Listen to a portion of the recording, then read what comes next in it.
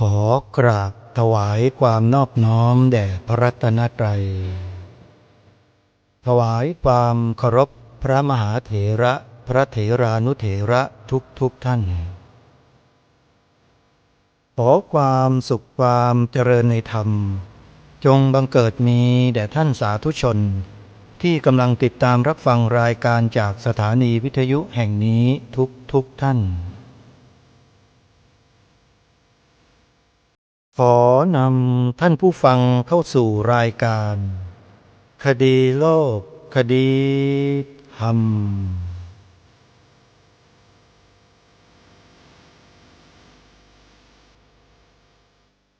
พบกันวันนี้วันแรม6 ค่ำเดือน10วันนี้ตรงกับวันจันทร์ที่23กันยายนพระพุทธศักราช2567รายการคดีโลกคดีธรรมมีให้ท่านผู้ฟังติดตามรับฟังกันเป็นประจำทุกวันทางสถานีวิทยุพระพุทธศาสนาแห่งชาติคลื่นต่างๆท่านสาธุชนสามารถใช้โทรศัพท์มือถือระบบ Android ดาวน์โหลดแอปพลิเคชันเพื่อติดตามรับฟังรายการได้ทุกวันแอปพลิเคชันนั้นชื่อว่าวิทยุพุทธศาสนาทั่วไทยวิทยุพุทธศาสนาทั่วไทยเป็นแอปพลิเคชันหนึ่งเดียวที่รวบรวมสถานีวิทยุพระพุทธศาสนาแห่งชาติไว้ในที่เดียวกันมากถึง47สถานีทั่วประเทศไทยท่านต้องการรับฟังสถานีวิทยุในภูมิภาคใดของประเทศดาวน์โหลดแอปพลิเคชันนี้ไว้ท่านจะไม่ผิดหวังจะได้ฟังสถานีวิทยุในท้องถิ่นของท่านตลอด24ชั่วโมงเราก็จะได้ทราบข้อมูลข่าวสารงานบุญกุศลในพื้นที่ของพวกเรากันได้จึงขอเชิญชวนสาธุชนช่วยกันบอกต่อให้ผู้อื่นดาวน์โหลดแอปพลิเคชันนี้กันให้เยอะๆใครที่บอกผู้นั้นได้บุญเหมือนกับการให้ธรรมะเป็นทานการบอกต่อด้วยการดาวน์โหลดแอปพลิเคชันวิทยุพุทธศาสนาทั่วไทยนี้เปรียบเหมือนการให้ธรรมะเป็นทานการให้ธรรมะเป็นทานนี้มีอานิสงส์มากสมดังพุทธศาสนสุภาษิตที่พระสัมมาสัมพุทธเจ้าตรัสไว้ว่าสัพพะทานังธรรมทานังชินาติการให้ธรรมะเป็นทานชนะการให้ทั้งปวงทำไมจึงชนะการให้ทั้งปวง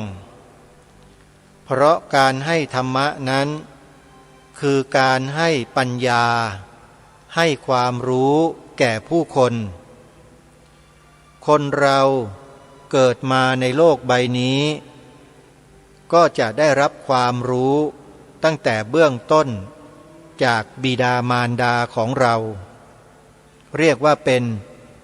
แม่น้ำนมครูน้ำนมจากนั้น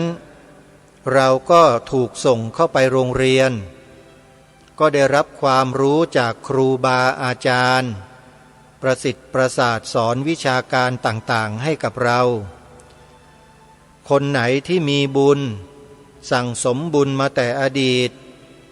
ก็จะได้พบได้เจอได้เรียนรู้กับครูอีกชั้นหนึ่งซึ่งเป็นครูชั้นสูงนั่นก็คือครูพระสอนศีลธรรมพระสงฆ์ในพระพุทธศาสนาถือว่าเป็นครูชนิดที่เรียกว่าชั้นสูงเพราะมุ่งสอนวิชาการชั้นสูงสุดที่ทำให้มนุษย์ พ้นทุกข์ได้กล่าวคือหลักธรรมคำสอนของพระสัมมาสัมพุทธเจ้านั่นเองนี่แหละคือความรู้ที่เราสามารถถ่ายทอดให้กันได้สามารถที่จะสอนบอกกันได้และสามารถบอกต่อให้ผู้อื่นเรียนรู้กันได้เช่นบอกให้ผู้อื่นดาวน์โหลดแอปพลิเคชันวิทยุพุทธศาสนาทั่วไทยขออนุโมทนาบุญกับทุกท่านที่ร่วมด้วยช่วยกันเผยแพร่แอปพลิเคชันที่ดีนี้ใครบอกตั้งแต่เริ่มต้นคนนั้นก็จะได้บุญมากที่สุดมากกว่าผู้อื่นเพราะผู้อื่นที่เราบอกนั้นเขาก็จะไปบอกต่อเป็นลูกโซ่กระจายออกไปเราเหมือนกับเป็นต้นบุญต้นแรกบุญที่กระจายออกไปก็จะคืนกลับมาสู่เรามากเท่าไหร่นักกระจายออกไปมากเท่าไหร่บุญนั้นก็กลับมาเรามากเท่านั้นท่านสาธุชนทั้งหลายเพราะฉะนั้นอย่ารอช้านะรีบบอกรีบให้ผู้อื่นได้ดาวน์โหลดแอปพลิเคชันนี้กันไว้เป็นประโยชน์อย่างมากไม่ใช่หมายความว่าจะให้ทุกท่านมาติดตามรับฟังรายการคดีโลกคดีธรรมแต่เพียงเท่านั้นก็หาไม่ได้ท่านผู้ฟังรายการธรรมะสาระที่ดีๆมีประโยชน์เยอะแยะมากมายในแอปพลิเคชันนี้ท่านสามารถเลือกรับฟังได้อย่างอิสระเยอะจริงๆไม่ว่าจะเป็นธรรมบรรยายสายกรรมฐานของพ่อแม่ครูบาอาจารย์สายป่าหรือจะเป็นครูบาอาจารย์สายวิชาการหรือจะเป็นครูบาอาจารย์ในปัจจุบันมีหมดครบทุกกระบวนความเราสามารถเลือกหาฟังกันได้ในแอปพลิเคชันนี้ได้เลยนี่แหละถึงบอกว่าใครที่บอกผู้อื่นให้ดาวน์โหลดบอกตั้งแต่เริ่มต้นแรกๆเนี่ยก็จะกลายเป็นต้นบุญเมื่อบุญนั้นถูกบอกต่อกันไปกระจายออกไปมากเท่าไรบุญอานิสงส์บุญที่กระจายออกไปมากเท่านั้นก็จะสะท้อนย้อนกลับมาสู่ผู้บอก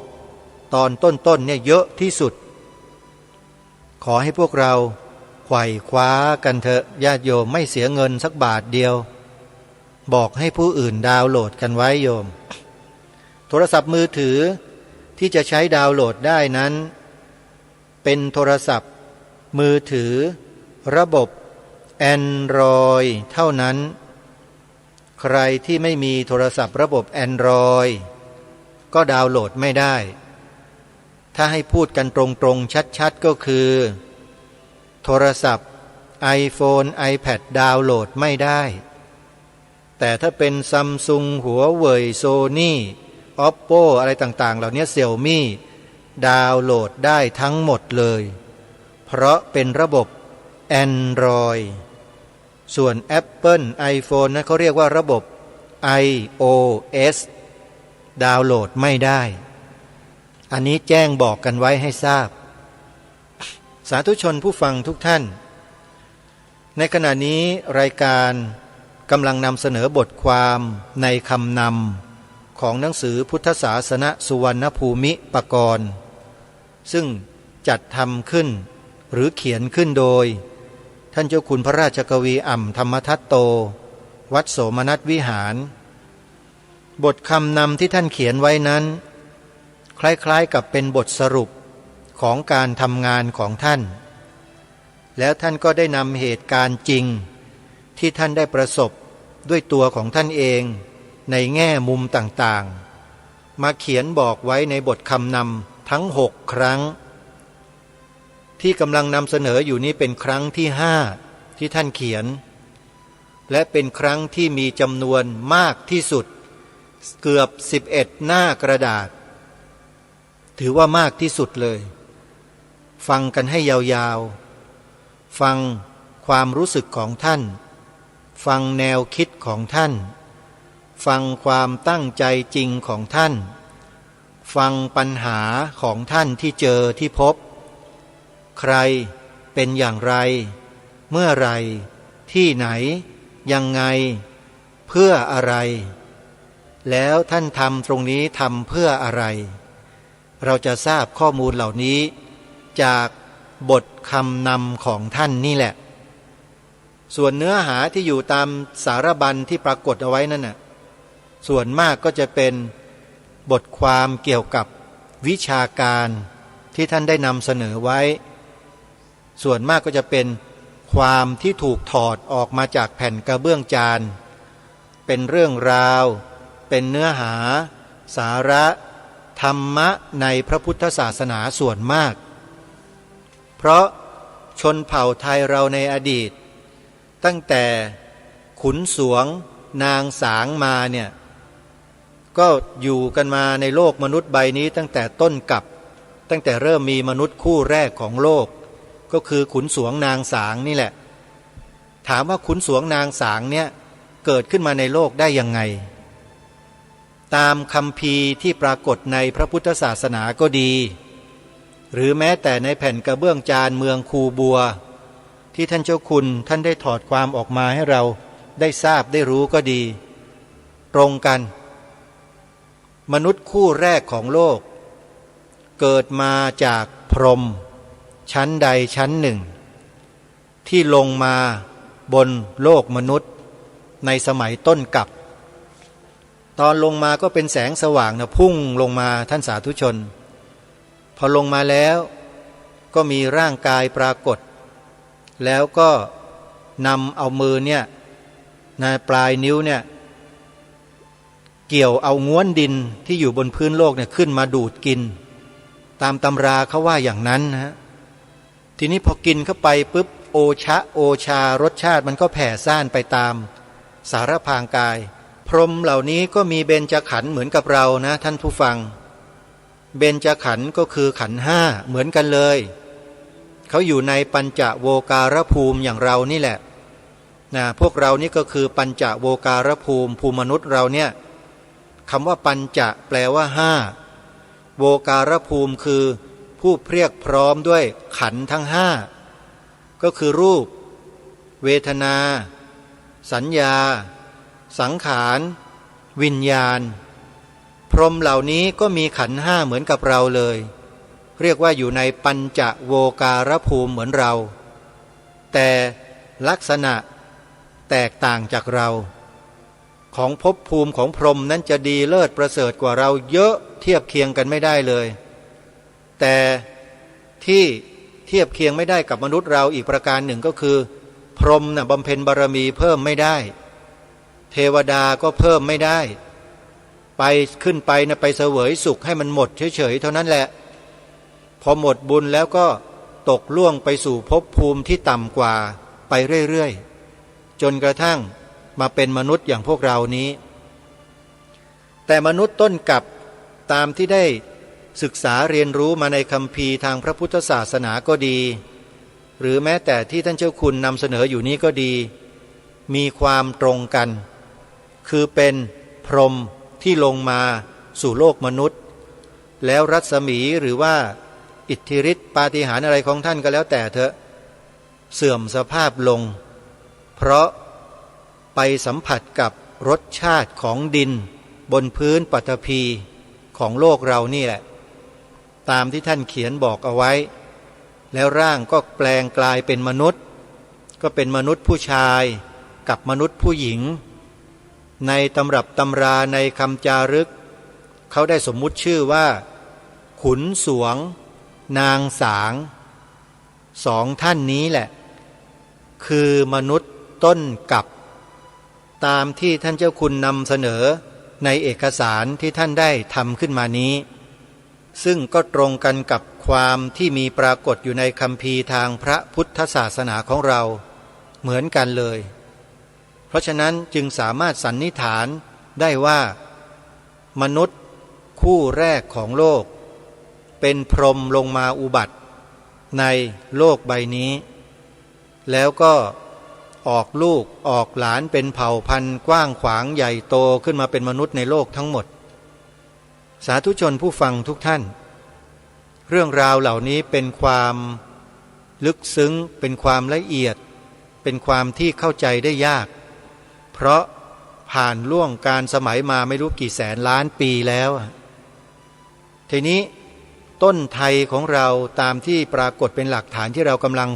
ลังศึกษาเรียนรู้กันอยู่เนี่ยมีอายุที่ท่านเจ้าคุณได้พบปรากฏเป็นตัวเลขเนี่ยนะฮะเพียงแค่ 6,835 ปีเท่านั้นเองแหมท่านสาธุชนได้ยินคำว่าเท่านั้นเองคำเนี้ยในยุคของเราเนี่ยเราจะมองว่าไอ้แค่นั้นเองเนี่ยมันน้อยแต่สำหรับ 6,835 ปีสำหรับต้นไทยบรรพบุรุษไทยในสมัยโบราณเนี่ยเป็นเพียงแค่น้อยนิดเท่านั้นเองเขาศึกษาสืบทราบกันมาตั้งแต่มนุษย์ต้นกับ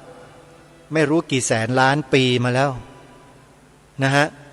อันนี้ถ้าพูดไปก็จะดูเหมือนกับเกินความสามารถใช่มันไม่ใช่ความสามารถของเราที่จะยืนยันได้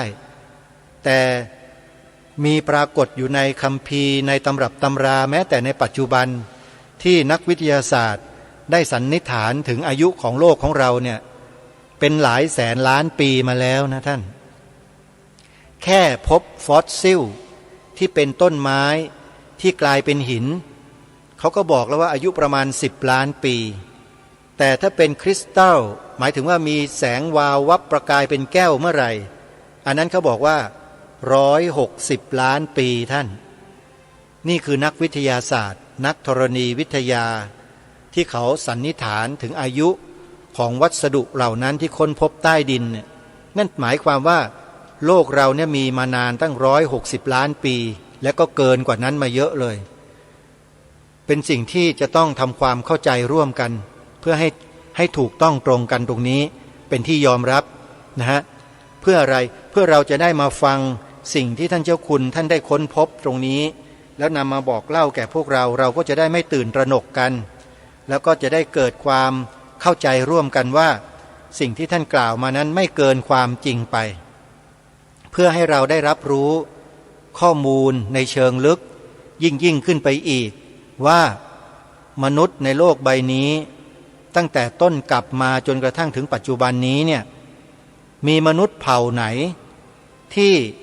ได้ท่องเที่ยวไปจาริกไปเดินทางไปทั่วทั้งโลกแล้วซึ่งท่านเจ้าคุณก็ยืนยันด้วยตัวของท่านเองในบทคำนำนี้ที่ผ่านมาว่าคนไทยเราเนี่ยได้ไปมาแล้วทั่วทั้งโลกเพราะมีหลักฐานที่เป็นลายสื่อไทยปรากฏอยู่ในแหล่งโบราณคดีต่างๆทั่วโลกเยอะแยะไปหมดเลยแล้วท่านก็อ่านให้เราฟังตามที่เราได้ฟังกันไปเมื่อวานนี้ในวันนี้เราก็จะได้มาฟังกันต่อจากเมื่อวานซึ่งเป็นวรรคต่อมาซึ่งจะพูดถึงเรื่องเกี่ยวกับชาติศาสนาพระมหากษัตริย์ลองดูซิว่าท่านเจ้าคุณจะกล่าวถึงเรื่องนี้ในตำรับตำรานี้ไว้อย่างไรเป็นสิ่งที่น่าสนใจในช่วงนี้มากเลยใครถ้าพลาดโอกาสฟังในช่วงนี้เนี่ยน่าเสียดายมากก็ขอฝากว่าอย่าพลาดนะโยมนะเพราะในวรรคนี้ท่านพูดถึงเรื่องของชาติศาสนาพระมหากษัตริย์เอาไว้ชัดเลยนะตรงเนี้ยแต่จะนำเสนอในลักษณะเช่นใดเราก็ต้องตั้งใจฟังกันเพื่อไม่ให้เป็นการเสียเวลาวันนี้ทางรายการก็จะเริ่มอ่านบทคำนำในการพิมพ์ครั้งที่5ต่อเนื่องจากครั้งที่แล้วให้พวกเราได้สดับรับฟังกันไปจนกระทั่งเวลาของเราจะหมดลงในช่วงท้ายจะได้ติดตามรับฟังไปพร้อมๆกันเลยนะฮะวรรคต่อมาท่านได้เขียนไว้อย่างนี้ว่าชาติไทยหรือคนเผ่าไทยนั้นเป็นคนเผ่าพันธุ์หนึ่งมีขึ้นกับโลกจึงมีรูปร่างแบบไทยมีถ้อยคำเป็นไทยมีการกระทำเป็นไทยจึงเกิดมาเป็นชาติไทยคำชื่อว่าชาตินี้ไทยทุกคนรู้เหมือนกันหมดว่าเกิดหรือแปลว่าเกิดก็คำว่าชาติ อันเป็นคำคตนี้คนไทยรู้จักกันมาแล้วอย่างน้อยก็25 ศตวรรษแปลได้กระทั่งชำนาญและย่อเป็นคำไทยได้สนิทว่าชาติซึ่งเดิมเป็นคำคตว่าชาติจึงมาเป็นคำไทยในภายหลังเดิมนั้นไทยใช้คำว่าเผ่าไทยไทยต้นแรกนั้นเกิดเป็นโครงสร้างแสงสางไทยตามองค์การแช่งน้ำว่าจาวชิมดินแสงหล่นเฉพาะคนเผ่าไทยซึ่งตามความรู้เดิมอันมีประจำมาว่าเป็นสางแสงคือดาวตกเป็นแสงหล่นจากฟ้ามาเกิดก็คืออาภัสรพรหมที่พระผู้มีพระภาคเจ้าตรัสไว้ในอักขัญญสูตรว่าอาภัสรกายะหรือที่แปลว่ากายแสงเป็นชาวนอกโลกซึ่งมีชื่อว่ามโนมยกายแปลว่าร่างกายเกิดจากใจจึงเป็นดวงแสงหล่นจากฟ้า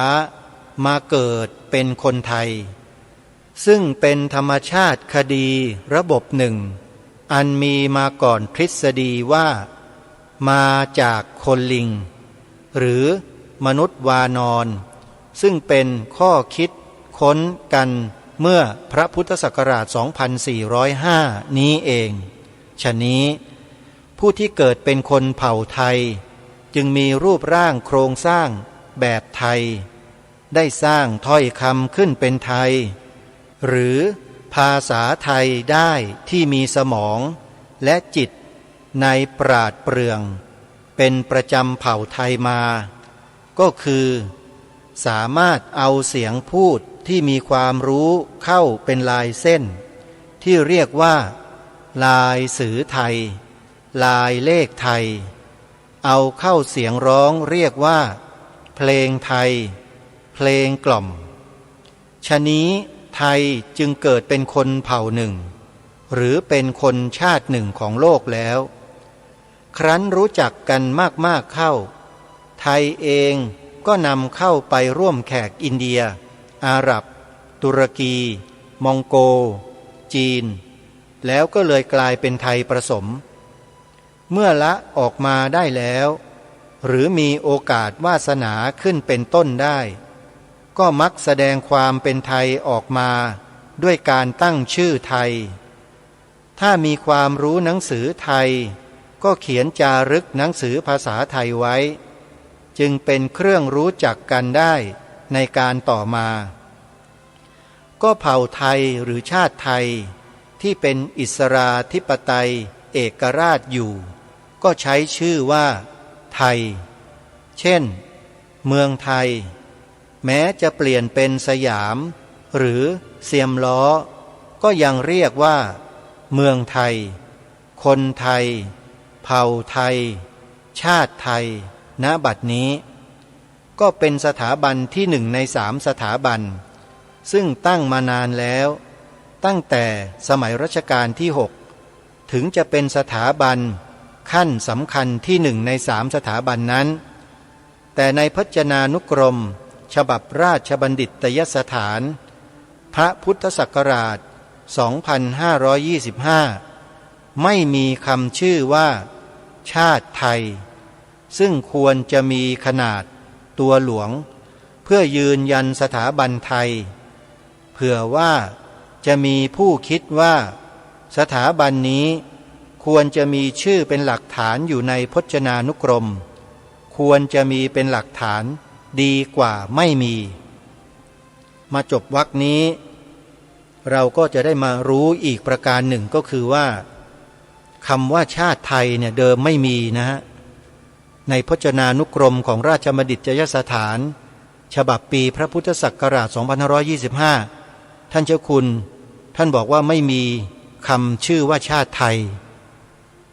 ตรงนี้น่าคิดที่ไม่มีเพราะแล้วที่มีทุกวันนี้เพราะ อันนี้ควรไปศึกษากันดูนะฮะทีนี้มาดูในวรรคต่อมาจะเกี่ยวกับพระพุทธศาสนาแล้วเมื่อกี้นี้สถาบันชาติใช่ไหมฮะแต่ในวรรคนี้ท่านเจ้าคุณท่านได้พูดถึงพระพุทธศาสนาลองดูนะว่าในสายความคิดของท่านที่จะกล่าวถึงพระพุทธศาสนาณเวลานั้นเนี่ยท่านกล่าวไว้อย่างไรศาสนาไทยนั้นหรือพระพุทธศาสนานั้น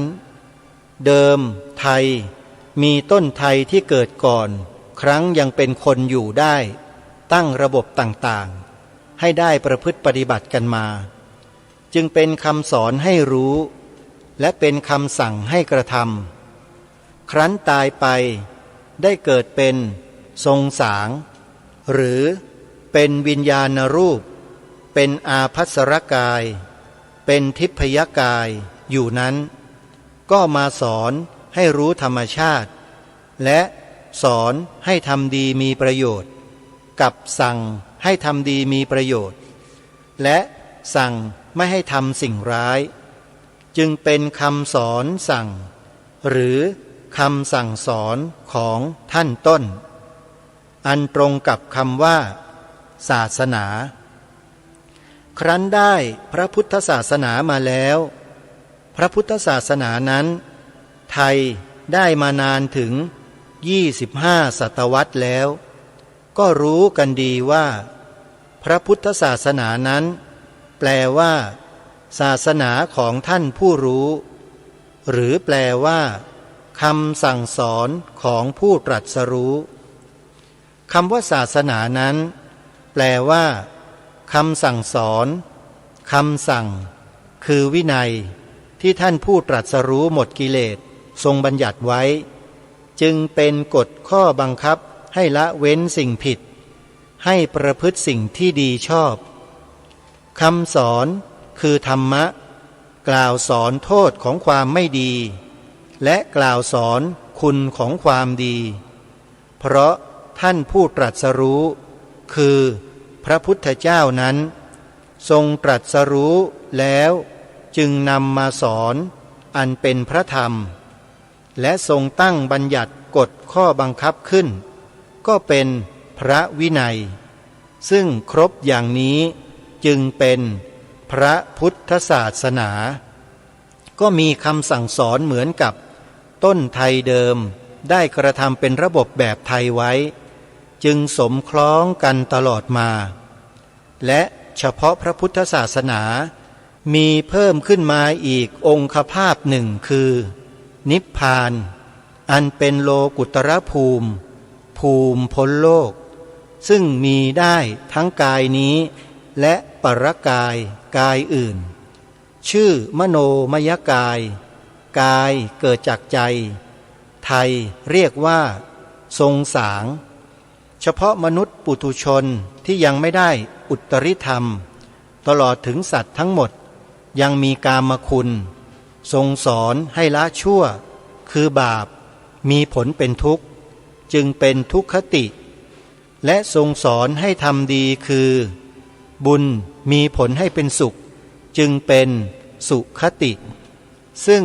มีได้ทั้งกายนี้และปรกายทรงสางนั้นยังเป็นโลกิยภูมิอยู่เรียกว่ากามาพจรภูมิที่ได้รูปฌานสงบสงัดกามคุณอกุศลทำได้เกิดมีได้ทั้งกายนี้และปรกายเรียกว่ารูปาพจรภูมิที่ได้อรูปฌานซึ่งเพิกถอนรูปได้เจริญไม่มีรูปคืออายะอากาศใจวิญญาณเล็กน้อยอากินจะเนวะมีละเอียดยิบเหมือนไม่มีได้ทั้งกายนี้และปรกายเรียกว่าอรูปาพจรภูมิท่านที่เจริญอาสวัคคยญาณจึงทำกิเลสให้หมดสิ้นได้ก็มีได้ทั้งกายนี้และปรกายซึ่งพ้นโลกนี้ทั้งปรโลกคือดับเกิดได้เป็นนิพพาน โลกุตรภูมิที่เป็นกายโลกนี้และปรกายทรงสางนั้นไทยรู้มาก่อนแล้วจึงตั้งชื่อเป็นคำไทยไว้ว่าทรงสางสวงสวรรค์ทั้งเป็นกามาพจรภูมิรูปาพจรภูมิอรูปาพจรภูมิ